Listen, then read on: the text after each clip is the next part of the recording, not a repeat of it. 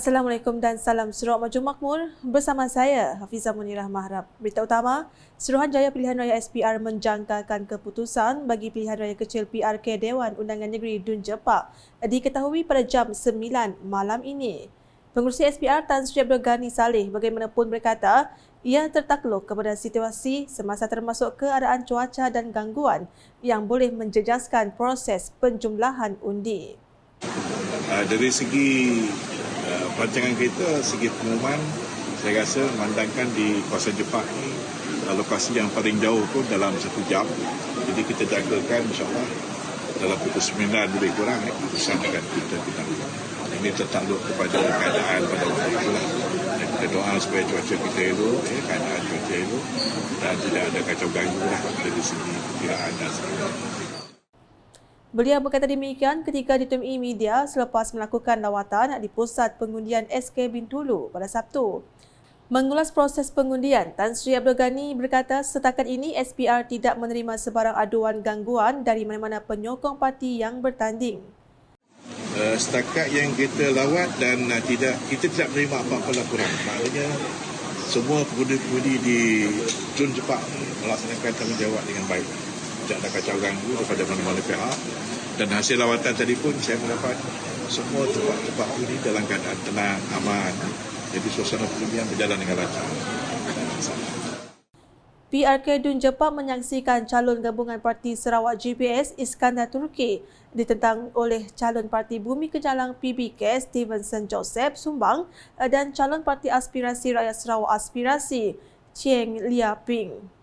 Berdasarkan statistik SPR, seramai 22,804 orang pengundi berdaftar bagi PRK Dun Jepak iaitu melibatkan seramai 43 pengundi POS dan 22,761 pengundi biasa. Sementara itu, Menteri di Jabatan Premier Sarawak Datuk Seri John Siki Tayai hadir bagi meninjau proses mengundi di Pusat Pengundian Sekolah Kebangsaan SK Sungai Setiam Bintulu pada Sabtu. Seterusnya, beliau berkesempatan meninjau proses pengundian di Pusat Pengundian Rumah Joshua Manit. Beliau meluangkan masa sekitar 20 minit berada di kedua-dua pusat pengundi tersebut. Kehadiran Datuk Seri John Siki turut diiringi Ahli Dewan Negara Senator Rita Insol dan Setiausaha Politik kepada Premier Sarawak Charles Nisom. Tinjauan yang dilakukan mendapati para pengundi mengambil kesempatan untuk menunaikan tanggungjawab mengundi pada 11 pagi dengan keadaan cuaca baik. Antara yang tidak ketinggalan mengundi, Linet Daud Bajai, 73 tahun dan Turai Dareh, 60 tahun yang menyifatkan adalah satu kewajipan untuk rakyat mengundi. Ujar mereka seperti penduduk lain di rumah Joshua, mereka tidak pernah ketinggalan dalam menunaikan tanggungjawab itu termasuk pada PRK ini. Hari-hari subah mengundi, nilai kalau limbang. Anda ingat di tahun berapa mengundi ini? Hah? Anda ingat tahun berapa tahun ini? Ingat. Anda ingat nih, yang hari subah. Mana ingat punya. Suai. Ya, sudah undi. Undi, nak kena nang undi. Hari tahun berapa mengundi? Ingat aku tahu undi berapa. Pasangan suami isteri Abbas Sula yang berusia 71 tahun dan Ros Dol Gapar berusia 78 tahun tidak melepaskan peluang menunaikan tanggungjawab mengundi dalam PRK Dun Jepak pada Sabtu.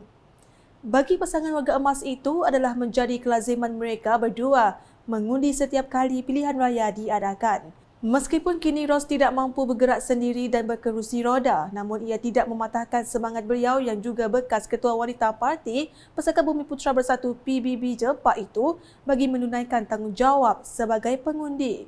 Bercakap ketika ditemui media selepas mengundi di Sekolah Kebangsaan SK Kampung Jepak di Bintulu, Abbas yang pernah berkhidmat di sebuah syarikat penerbangan berkata, beliau dan isteri sentiasa bersemangat menjalankan tanggungjawab demokrasi itu sejak kemerdekaan Sarawak. Aku rasa ya lama mengundi, ya lamanya kami mengundi. Daripada tahun 63 atau berapa? 63. Yalah. Yalah kami mengundinya seterus. Dari sejak Sarawak merdeka lah. Misal tadi kalau kami sekolah kami sudah completed pemusik 1960. Haji Tarat pajak bapak 3 kali udah. 2 kali. Orang lain lagi. Macam Tiong lagi. Oh, okey. Saya berasal dari Matu. Oh, berasal dari Matu. Ya, di Matu pun saya mengundi juga. Sejak dibuka seawal jam 7.30 pagi, proses mengundi dijalankan dengan lancar dan teratur. Pengerusi SPR Tan Sri Abdul Ghani Saleh turut hadir meninjau pusat tersebut. Para petugas SPR kelihatan membantu memudahkan pergerakan para pengundi, terutamanya warga emas. Demi tanggungjawab itu, perkongsian salah seorang pengundi muda, Crystal Janita Christopher, yang mengundi buat kali pertama khususnya bagi PRK Dun Jepak. Ditemui selepas mengundi di Pusat Pengundian Sekolah Kebangsaan SK Bintulu pada Sabtu, Crystal mengakui agak nervos kerana kali pertama mengundi, namun pada masa sama teruja kerana dapat melunaskan tanggungjawab sebagai pengundi di kawasan itu. Belum tahu lah soal first time, tapi ada orang ajar semua cara-cara mengundi. Masuk sih ada orang tunjuk semua. Nervous lah. Nervous ah? Excited? Sebab mengundi. Sementara itu, seorang lagi pengundi, Harmeza Hashim, berharap wakil rakyat yang dipilih nanti memberi fokus dalam membantu pelajar dalam kemudahan akademik dan mereka yang memerlukan di kawasan Dun Jepak. Excited lah, mau looking forward to for Bintulu better sikit lagi foto.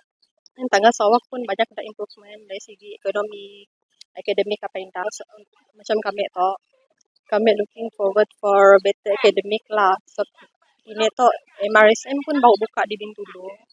So mudahan sidak biar neto dapat ialah achieve more dari kemauan dolok lah. So kemauan dolok macam limited je bah. Manakala bagi Dayang Atikah Rashidah turut berharap agar wakil rakyat memfokuskan kepada aktiviti-aktiviti belia seperti kemudahan sukan dan pelbagai aktiviti yang dianjurkan. Kami baru lepas mengundi, so harapan kami untuk calon kali itu supaya lebih banyak aktiviti untuk belia lah dekat area Bintulu dan Dun Jepak lah. Dan perbaiki apa yang patutlah dalam area belia apa semua untuk majukan sukan dan buat aktiviti untuk belia dekat area Dun Jepak ini.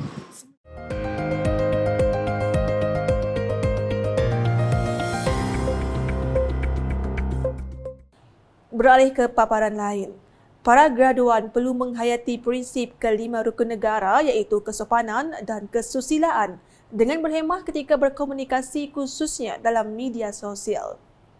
Tuanku Chancellor Universiti Putra Malaysia UPM Sultan Selangor, Sultan Sharafuddin Idris Shah bertitah prinsip itu perlu dihayati terutamanya ketika berkomunikasi di media sosial. Kita juga berharap para graduan dapat terus menghayati prinsip kelima rukun negara iaitu kesopanan dan kesusilaan dengan berhemah ketika berkomunikasi khususnya dalam bidang media sosial.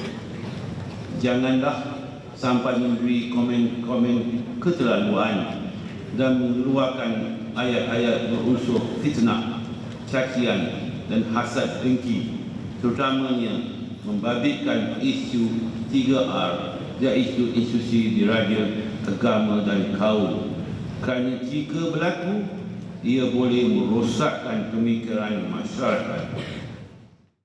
Baginda bertitah demikian dalam istiadat Convocation Universiti Putra Malaysia UPM ke-47 sidang pertama di Bintulu pada Sabtu. Dalam hal itu, semasa bertitah, Sultan Sharafuddin turut menzahirkan penghargaan kepada Kerajaan Sarawak khususnya Premier Sarawak, Datuk Patinggi Tan Sri Dr. Abang Abdul Rahman Zohari, Tun Datuk Abang Openg kerana menyokong UPM Kampus Bintulu dalam jalinan kerjasama untuk membangunkan negeri ini ke arah status negeri maju 2030. Kita juga berbangga dengan kerjasama antara UPM bersama pejabat Premier Sarawak dalam projek transformasi penanaman padi AgroHub Gedong yang pada hemat mereka adalah projek yang mampu memberi impak kepada keterjaminan makanan Malaysia khususnya Sarawak dalam peningkatan hasil beras tempatan. PT juga percaya pelaksanaan pelan strategi UPM 2021 2025 telah memberi perkembangan positif kepada UPM Kampus Bintulu Sarawak. Seramai 487 graduan menerima ijazah dan diploma masing-masing pada majlis convocation itu, di mana Sultan Sharafuddin berkenan mengurniakan 9 ijazah Doktor Falsafah PhD, 12 ijazah sarjana master, 84 bachelor dan 382 diploma pelbagai program pengajian. Hadir sama Tengku Permaisuri Selangor, Tengku Permaisuri Nur Rashikin, Timbalan Premier Sarawak Datuk Amar Awang Tengah Ali Hassan, Speaker Dewan Undangan Negeri Dun Sarawak Tan Sri Datuk Amar Muhammad Asfia Awang Nasar, Naib Chancellor UPM Datuk Profesor Dr. Ahmad Farhan Muhammad Sadullah dan div-div kenamaan yang lain. Seterusnya, masyarakat umum diseru untuk terus menderma darah kepada hospital-hospital yang berdekatan kerana stok darah adalah diperlukan secara berterusan. Menteri Pembangunan Wanita, Kanak-kanak dan Kesejahteraan Komuniti Sarawak, Datuk Seri Fatimah Abdullah berkata ini kerana stok darah mempunyai jangka hayat yang tertentu. Jelasnya apabila stok darah telah mencapai jangka hayat maksima, darah tersebut sudah tidak boleh digunapakai. Seperti yang dikatakan oleh Dr. Nyen tadi, pengarah hospital Kuching ini, darah itu sentiasa diperlukan di hospital. Nombor 1, orang yang kena kemalangan, kemudian orang yang mengidap penyakit, kemudian ada misalnya ibu-ibu yang bersalin kadang-kadang juga memerlukan darah. So, darah sentiasa diperlukan di hospital. Beliau berkata demikian semasa ditemui media selepas program Mari Menderma Darah di Hospital Umum Sarawak pada Sabtu. Difahamkan program ini merupakan kolaborasi di antara Pertubuhan Pembangunan Insan Sarawak PPIS, Malaysian Red Crescent Society MRCS Tampin, Kelab Zon 2 Lions dan Kelab 39 bersama dengan Pusat Menderma Darah HUS. Program yang diadakan bersempena dengan program Hari Terbuka HUS 2023 ini bertujuan untuk memberi ruang kepada masyarakat untuk melihat dengan lebih dekat serta mengenali pelbagai perkhidmatan kesihatan yang telah disediakan di HUS. Sekian edisi malam bersama saya Hafizah Munirah. Berita lebih lanjut boleh didapati di semua platform media sosial UKAS termasuk portal ukas.sarawak.gov.my dan UKAS Channel di YouTube. Sebelum mengakhiri berita UKAS, saksikan istiadat convocation UPM ke-47 sidang pertama yang disempurnakan oleh Sultan Selangor, Sultan Sharafuddin Idris Shah di Bintulu pada Sabtu. #saluran informasi rakyat, salam UKAS.